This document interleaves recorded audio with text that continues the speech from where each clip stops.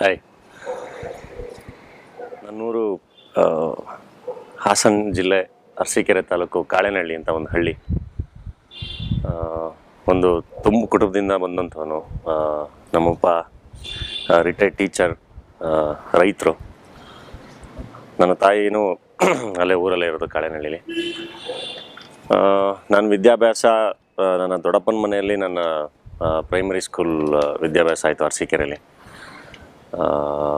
ಅಲ್ಲಿಂದ next high school ಆದಮೇಲೆ ನನ್ನದು ಎಜುಕೇಷನ್ ಪೂರ್ತಿ ಮೈಸೂರು. ನನ್ನ PU ಮತ್ತು ನನ್ನ ಇಂಜಿನಿಯರಿಂಗ್. ಇಲ್ಲ, ಚಿಕ್ಕ ಹುಡುಗಿಂದನೂ ನಾಟಕಗಳು ಮಾಡ್ತಾಯಿದ್ದೆ. ಇದೇನಾಗೋದು, ನಮ್ಮ ಊರುಗಳಲ್ಲೆಲ್ಲ ಪ್ರತಿ ವರ್ಷ ನಾಟಕ ಮಾಡೋರು ನಮ್ಮ ಹಳ್ಳಿಗಳಲ್ಲಿ. ನಿಮಗೆ ಪ್ರತಿ ವರ್ಷ ಶಾಮ್ಯಾನ ಹಾಕ್ಬಿಟ್ಟು ಯಾವುದಾದ್ರೂ ಒಂದು ನಾಟಕ ಇದ್ದೇ ಇರೋದು. ಅದರಲ್ಲಿ ನನ್ನ ತಂದೆ, ನನ್ನ ಚಿಕ್ಕಪ್ಪಂದರೆಲ್ಲ ನಾಟಕಗಳು ಮಾಡೋರು. ಸೊ ಆ ನಾಟಕಗಳನ್ನ ನೋಡ್ಕೊಂಡು ಬೆಳೆದಂಥವನು. ಇದ್ರ ಮಧ್ಯೆ ಹಳ್ಳಿಗಳಿಗೆ ಈ ತೊಗಲ್ಗೊಂಬೆ ಆಟ ಆಡ್ಸೋಕ್ಕೆಲ್ಲ ಬರೋರು. ಸೊ ಪ್ರತಿ ವರ್ಷ ತೊಗಲ್ಗೊಂಬೆ ಆಟ, ಸೊ ಈ ಥರದ್ದು ಏನಾದರೂ ಒಂದು ಇದ್ದೇ ಇರೋದು. ಅದನ್ನೆಲ್ಲ ನೋಡ್ಕೊಂಡು ಬೆಳೆದವನು. ಸೊ ಹಾಗಾಗಿ ಸ್ಕೂಲಲ್ಲಿ ಯಾವುದೇ ಫಂಕ್ಷನ್ಗಳಿದ್ರು ಅಥವಾ ಸ್ಕೂಲಲ್ಲಿ ಏನೇ ಸ್ಕೂಲ್ ಡೇ ಏನಿದ್ರು ಅಲ್ಲಿ ನಾಟಕಗಳು ನನಗೆ ಗೊತ್ತಿಲ್ಲದೇ ಮಾಡ್ಕೋತಾ ಬಂದೆ. ಹಾಗೆ ನಾಟಕ ಹುಚ್ಚು ಬೆಳೆದಿದ್ದು. ಮೈಸೂರಿಗೆ ಬಂದಮೇಲೆ ಅದು ರಂಗಾಯಣದ ಸಂಪರ್ಕ ಆಗಿ, ಅಲ್ಲಿ GPIR ಅಂತ ಹೇಳಿ ಒಂದು ಟೀಮ್ನ ಪರಿಚಯ ಆಗಿ, ಅಲ್ಲಿ ಡೈರೆಕ್ಟರ್ ಮೈಮ್ ರಮೇಶ್ ಅಂತ ನನ್ನ ರಂಗಭೂಮಿ ಗುರುಗಳು, ಅವ್ರ ಪರಿಚಯ ಆಗಿ, ಅಲ್ಲಿಂದ ಒಂದು ಪ್ರೊಫೆಷನಲ್ ರಂಗಭೂಮಿ ಕಡೆ ಹೇಳ್ಕೊಬಂದಿದ್ದು. ಕೆಲವೊಂದು ಹೆಂಗಾಗುತ್ತೆ ಹೇಳೋಕ್ಕಾಗಲ್ಲ. ಇದೂ ಅಷ್ಟೇ, ಜರ್ಮನಿಗೆ ಹೋಗಿದ್ದು. ನಾನು ಮೈಸೂರಲ್ಲಿ ನಾಟಕಗಳು ಮಾಡಬೇಕಾದ್ರೆ ಜರ್ಮನ್ ರಂಗಭೂಮಿಯಿಂದ ಕ್ರಿಶ್ಚಿಯನ್ ಸ್ಟುಕಲ್ ಅಂತ ಡೈರೆಕ್ಟರ್ ಒಬ್ಬರು, ಅವರು ಮೈಸೂರಿಗೆ ಬಂದಿದ್ದರು. ಪ್ರತಿ ವರ್ಷ ಅವ್ರು ಮೈಸೂರಿಗೆ ಬರ್ತಾಯಿದ್ರು. ಸೊ ಅವ್ರು ಬಂದಾಗ ಅವ್ರ ಪರಿಚಯ ಆಯಿತು. ಇಮಿಡಿಯೇಟ್ ನೆಕ್ಸ್ಟ್ ಇಯರ್ ಅವರು ಜರ್ಮನಿಗೆ ನಮ್ಮನ್ನು ಕರೆಸ್ಕೊಂಡ್ರು, ನಾನು ಮತ್ತು ನನ್ನ ಫ್ರೆಂಡ್ಸ್ ಇನ್ನೊಂದು 3 ಜನ. ಸೊ 1 ತಿಂಗಳು ಜರ್ಮನಿಲಿ ಅವನ ಜೊತೆ, ಅವನ ಹಳ್ಳೀಲಿ ಇದ್ಕೊಂಡು, ಅವನ ಮನೇಲಿ ಇದ್ಕೊಂಡು, 1 ತಿಂಗಳು ಕಂಪ್ಲೀಟ್ ನಮಗೆ ನಾಟಕದ ವರ್ಕ್ಶಾಪ್ ಥರ ಇತ್ತು ಅದು. ಅದನ್ನು ಅವರು ಏನಕ್ಕೆ ಕರೆಸ್ಕೊಂಡ್ರು ಏನು ಅದನ್ನು ಹೇಳೋದು ಕಷ್ಟ. ಬಟ್ ತುಂಬ ಒಳ್ಳೆ ಗೆಳೆಯನಾಗಿದ್ದಾನೆ. ಇವತ್ತಿಗೂ ಪ್ರತಿ ವರ್ಷ ಬರ್ತಾನೆ ಇರ್ತಾನೆ ಡೈರೆಕ್ಟ್ರ್. ಹಾಗಾಗಿ ತುಂಬ ದೊಡ್ಡ ಮನುಷ್ಯ ಅವರು. ಬಟ್ ಇವನು ಅಂತ ಯಾಕಷ್ಟು ಅಂದರೆ ಏಕವಚನದಲ್ಲಿ ಮಾತಾಡ್ತೀನಿ ಅವನ ಬಗ್ಗೆ ಅಂದರೆ ಅಷ್ಟು ಒಳ್ಳೆ ಸ್ನೇಹಿತ ಆ ಮನುಷ್ಯ. ಸೊ ಆ ಮನುಷ್ಯನ ಗೆಳೆತನ ಜರ್ಮನಿಗೆ ಕರ್ಕೊಂಡು ಹೋಗಿ ಅಲ್ಲಿಯ ರಂಗಭೂಮಿ ಇದನ್ನೆಲ್ಲ ಪರಿಚಯ ಮಾಡೋಕ್ಕೆ ಎಣ್ಣೆ ಮಾಡಿಕೊಟ್ಟಿತ್ತು. ನಾನು ಇನ್ಫೋಸಿಸಲ್ಲಿ ವರ್ಕ್ ಮಾಡ್ತಾಯಿದ್ದೆ. ಇನ್ಫೋಸಿಸ್ ಬಿಟ್ಟು ಮತ್ತೆ ಮೈಸೂರಲ್ಲಿ ರಂಗಭೂಮಿ ಕಡೆ ಕೆಲಸ ಮಾಡಬೇಕಾದ್ರೆ ನಮ್ಮ ನಾಟಕ ಟೀಮಲ್ಲಿ ಇದ್ದವರೇ ಒಂದಿಷ್ಟು ಜನ ಒಂದು ಆ್ಯನಿಮೇಷನ್ ಕಂಪ್ನಿ ಓಪನ್ ಮಾಡಿದರು. ಸೊ ನಾನು ಆ್ಯನಿಮೇಷನ್ ಕಂಪ್ನಿ ಜೊತೆನೂ ಟಚ್ಚಲ್ಲಿದ್ದೆ. ಆ ಕಂಪ್ನಿಗೂ ಕೆಲಸಗಳಿದ್ದಾಗ ವರ್ಕ್ ಮಾಡ್ತಾಯಿದ್ದೆ. ಅಲ್ಲಿಗೆ ಗುರುಪ್ರಸಾದ್ ಅವ್ರು ಆ್ಯನಿಮೇಷನ್ ಸಿನಿಮಾ ಮಾಡೋಕ್ಕೆ ಅಂತ ಹೇಳಿ ಬಂದರು. ಅವ್ರು ಗುರುಪ್ರಸಾದ್ ಅವ್ರ ಜೊತೆ ಒಂದು ಪ್ರಾಜೆಕ್ಟ್ ಮಾತಾಡಿದ್ರು. ಸೊ ಒಂದು ಆ್ಯನಿಮೇಷನ್ ಸಿನಿಮಾ ಮಾಡೋಕ್ಕೆ ಗುರು ಬಂದಾಗ ಆ್ಯಕ್ಚುಲಿ ನಾವು ಆ್ಯನಿಮೇಷನ್ ಮಾಡ್ತಿದ್ದಿದ್ದು ಒಂದು ರೆಫರೆನ್ಸ್ ಶೂಟ್ ಮಾಡಿ, ಆ ರೆಫರೆನ್ಸ್ ಇಟ್ಕೊಂಡು ಆ್ಯನಿಮೇಟ್ ಮಾಡ್ತಿದ್ದಿದ್ದು. ಅಲ್ಲಿ ಮಹಾರಾಜನ ಪಾತ್ರ ಮತ್ತು ವಿದೂಷಕನ ಪಾತ್ರ ಇತ್ತು. ಆ ಮಹಾರಾಜನ ಪಾತ್ರಕ್ಕೆ ಯಾರನ್ನ ಅಂತ ಹುಡುಕ್ಬೇಕಾದ್ರೆ ಅಲ್ಲಿ ಆ ಕಂಪ್ನಿಲಿ ಒಂದು ಡೇಟಾಬೇಸ್ ಮೇಂಟೈನ್ ಮಾಡಿದೆ ಮೈಸೂರು ಆ್ಯಕ್ಟರ್ಗಳದೆಲ್ಲ. ಅದರಲ್ಲಿ ನನ್ನೂ ಒಂದಿಷ್ಟು ಫೋಟೋಸ್ ಇತ್ತು. ಅದನ್ನು ನೋಡಿ ಆ ಕಂಪ್ನಿಯವ್ರಿಗೆ ಹೇಳಿ ಈ ಹುಡುಗನ ಕರೆಸಿ ಅಂಥೇಳಿ ಗುರು ಕರೆಸಿದ್ರು. ನನಗೇನೋ ನೆನಪಿದೆ, ಮೊದಲನೇ ಸಾರಿ ನಾನು ಬಂದಾಗಲೇ ಏನ್ರಿ ಹೀರೋ ಬನ್ನಿರಿ ಅಂತ ಹೇಳಿ ಕರೆದಿದ್ರು ಗುರು. ಅದಾದಮೇಲೆ ಆ್ಯನಿಮೇಷನ್ ಸಿನಿಮಾ ರೆಫರೆನ್ಸ್ ಶೂಟಿಂಗ್ ಮಾಡ್ತಾಯಿದ್ವಿ. ನಾನು ಮಹಾರಾಜನ ಪಾತ್ರ, ನಮ್ಮ ಜಹಾಂಗೀರ್ ಅವ್ರ ವಿದೂಷಕನ ಪಾತ್ರ. ಆ ಆ್ಯನಿಮೇಷನ್ ಸಿನಿಮಾ ಕ್ಲೈಮ್ಯಾಕ್ಸ್ ಶೂಟ್ ಮಾಡಬೇಕಾದ್ರೆ ಒಂದು ಕ್ಲೋಸಪ್ ಶಾಟ್ ಇಟ್ಟಿದ್ರು ಗುರು.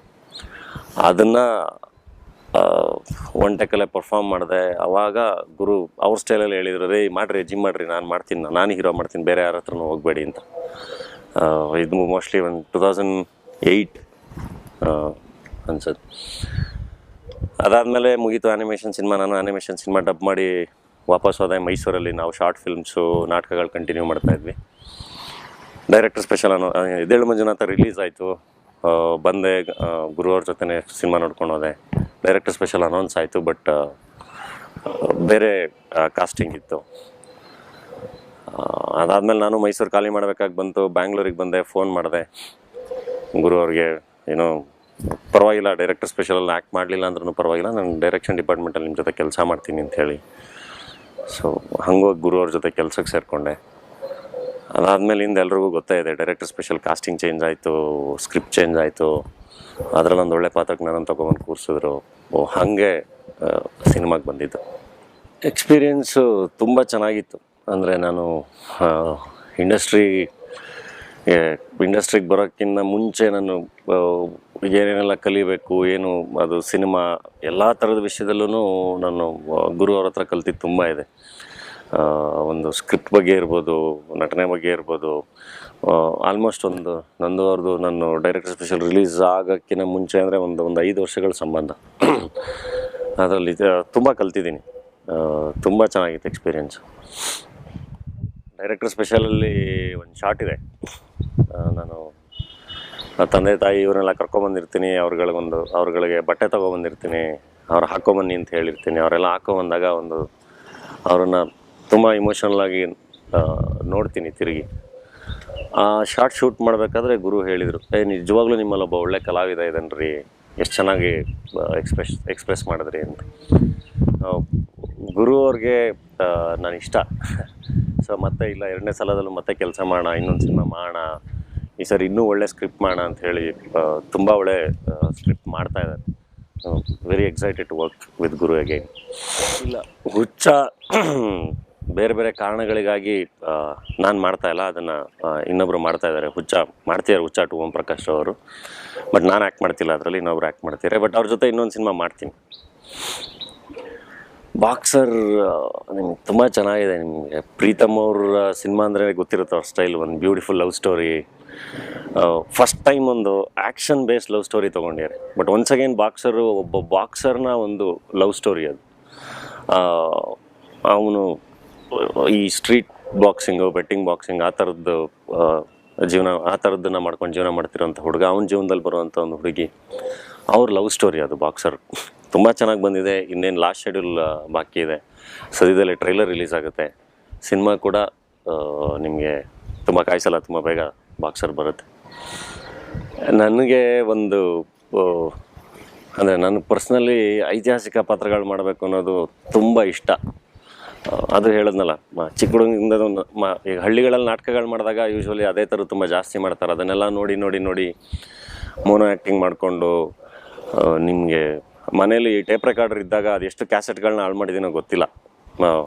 ಭಕ್ತ ಪ್ರಹ್ಲಾದ, ಬಬ್ರುವಾಹನ ಇವೆಲ್ಲ ಕ್ಯಾಸೆಟ್ಗಳು ಹಾಕ್ಕೊಂಡು ಮತ್ತೆ ವಾಪಸ್ ಅದನ್ನೆಲ್ಲ ರೆಕಾರ್ಡ್ ಮಾಡ್ತಾಯಿದ್ದೆ, ಇನ್ನೊಂದು ಯಾವುದೋ ಕ್ಯಾಸೆಟ್ ಹಾಕ್ಬಿಟ್ಟು. ಸೊ ಸಾಂಗ್ಸ್ದು ಎಷ್ಟೊಂದು ಕ್ಯಾಸೆಟ್ಗಳು ಹಾಳಾಗೋಗಿದೆ. ಸೊ ನನಗೆ ಐತಿಹಾಸಿಕ ಪಾತ್ರಗಳು ಮಾಡಬೇಕು ಅನ್ನೋದು ಒಳಗಡೆಯಿಂದ ತುಂಬ ಇಷ್ಟ. ನಾಗಾಭರಣ ಅವ್ರು ಕರೆದು ಅಲ್ಲಮ್ಮ ಮಾಡೋಣ ಅಂದಾಗ ನಿಜವಾಗ್ಲೂ ತುಂಬ ಖುಷಿಯಾಯಿತು. ಅಲ್ಲಮ್ಮ ಅನ್ನೋ ಒಂದು ಪಾತ್ರ ತುಂಬ ತೂಕ ಇರೋವಂಥ ಪಾತ್ರ. ಅಲ್ಲಮ್ಮನ ಬಗ್ಗೆ ಎಷ್ಟು ಸ್ಟಡಿ ಮಾಡಿದ್ರು ಕಮ್ಮಿ, ಎಷ್ಟು ಓದಿದ್ರು ಕಮ್ಮಿ. ತುಂಬ ಚಾಲೆಂಜಿಂಗ್ ರೋಲು. ಸೊ ಅಂಥ ಒಂದು ಪಾತ್ರ ಸಿಕ್ಕಿದಾಗ ಅದಕ್ಕೆ ತುಂಬ ಪ್ರಿಪ್ರೇಷನ್ಸ್ ಬೇಕು. ಸೊ ಹಾಗಾಗಿ ಇನ್ನೂ ಪ್ರಿಪ್ರೇಷನ್ಸ್ ಕಡೆನೇ ಇದ್ದೀವಿ. ಶೂಟಿಂಗ್ ಇನ್ನೇನು ಮುಂದಿನ ತಿಂಗಳು ಶುರುವಾಗ್ತಾ ಇದೆ. ಸದ್ಯಕ್ಕೆ ಅಲ್ಲಮ್ಮನ ಪ್ರಿಪ್ರೇಷನ್ಸ್ ನಡೀತಾ ಇದೆ. ಇಲ್ಲ, ಬಾಕ್ಸರ್ನ ಮುಗಿಸಿ ಅಲ್ಲಮ್ಮನ ಶುರು ಮಾಡ್ತಿದ್ದೀವಿ. ಅದಕ್ಕೇ ಇದು ಕಂಪ್ಲೀಟ್ ಆ್ಯಕ್ಷನ್ ಪ್ಯಾಕ್ಡ್ ಫಿಲ್ಮು. ಅಲ್ಲಮ್ಮ ಕಂಪ್ಲೀಟ್ ಇನ್ನೊಂದು ಜಾನರು.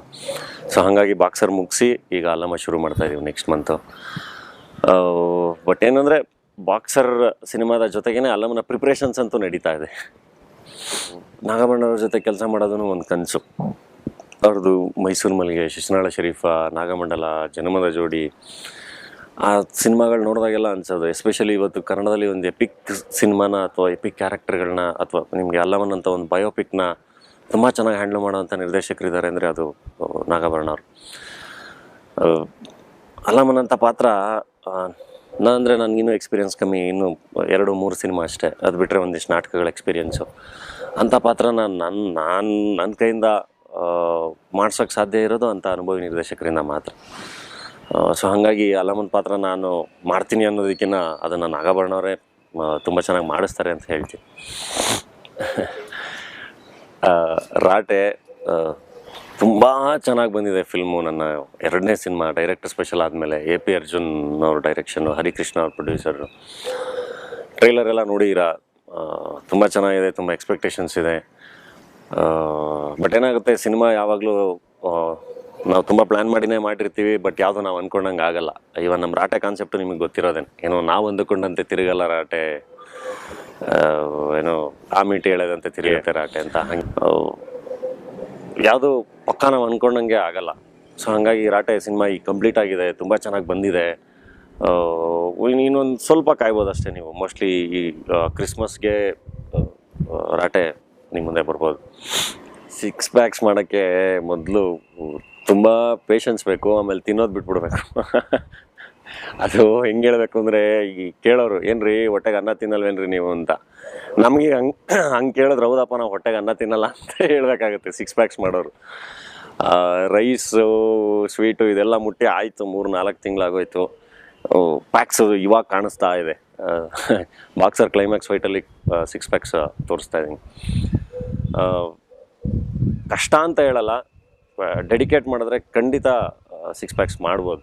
ನಾಲ್ಗೆ ಮೇಲೆ ಕಂಟ್ರೋಲ್ ಇರಬೇಕಷ್ಟೆ. ಆ್ಯಕ್ಟ್ರಾಗಿ ಏನು ಅಚೀವ್ ಮಾಡಬೇಕು ಅಂತ ಕೇಳಿದ್ರೆ ಕಷ್ಟ ಹೇಳೋಕ್ಕೆ.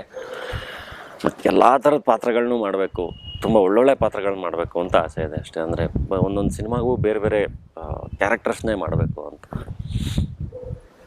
ನನಗೆ ಹಾಗೆ ರೋಲ್ ಮಾಡಲು ಅಂದರೆ ಅಣ್ಣವ್ರು, ಡಾಕ್ಟರ್ ರಾಜ್ಕುಮಾರ್. ಅವ್ರಿಗಿಂತ ದೊಡ್ಡ ಯೂನಿವರ್ಸಿಟಿ ಆ್ಯಕ್ಟಿಂಗ್ಗೆ ಅಥವಾ ಒಂದೊಳ್ಳೆ ದಾರಿ ಬೇಕು, ಅಥವಾ ದೊಡ್ಡವ್ರು ಬಿಟ್ಟೋಗಿರೋ ದಾರಿ ಅಂತ ಒಂದಿರುತ್ತೆ.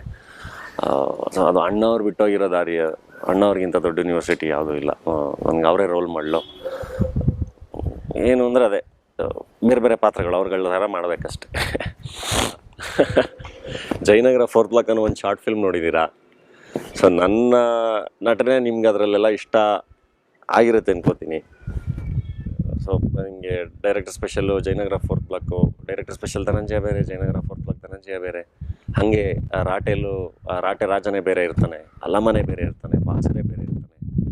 ಸೊ ನೀವು ಪ್ರತಿ ಸಿನಿಮಾದಲ್ಲೂ ಬೇರೆ ಏನನ್ನಾದರೂ ನೋಡ್ಬೋದು ನನ್ನಲ್ಲಿ. ಸೊ ಹಾಗಾಗಿ ನನ್ನ ಸಿನಿಮಾ ಆಡಿಯನ್ಸ್ ನೀವು ಬಂದು ನೋಡಬೇಕು ಅಂಥೇಳಿ ಇಷ್ಟಪಡ್ತೀನಿ.